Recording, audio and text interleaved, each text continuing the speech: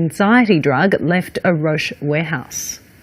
Hundreds of thousands of dollars will be invested in trying to encourage several ethnic communities to quit smoking. Today marks World Tobacco Day, and while Australia remains a world leader in tobacco control, in some groups smoking rates remain high. Globally, Australia is tracking well when it comes to smoking.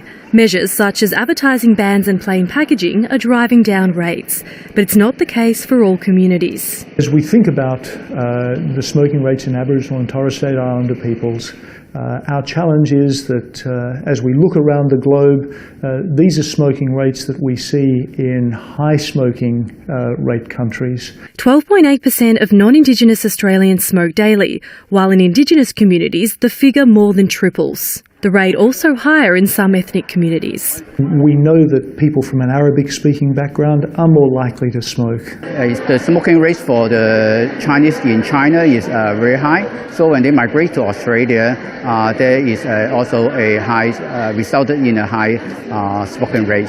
The New South Wales Cancer Institute will invest $425,000 into projects aimed at curbing rates in these communities, with $150,000 to go towards the Chinese Australian Service Society.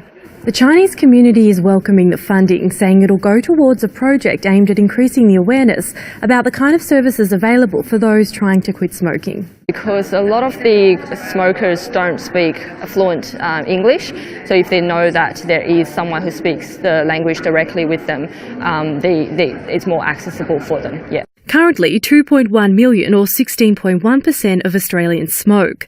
The Australian Health Policy wants to see that figure reduced to 5% by 2025. Progress already being made in Aboriginal and Torres Strait Islander communities, with National Initiative Tackling Indigenous Smoking saying its outreach officers are seeing an increase in those trying to give up smoking. So they will go and work within the community, work with community groups, work with schools, work with businesses and so forth to give them ideas on how to give up smoking. Showing community-based strategies could be the way forward. Abby O'Brien, SBS World News. A doctor who performed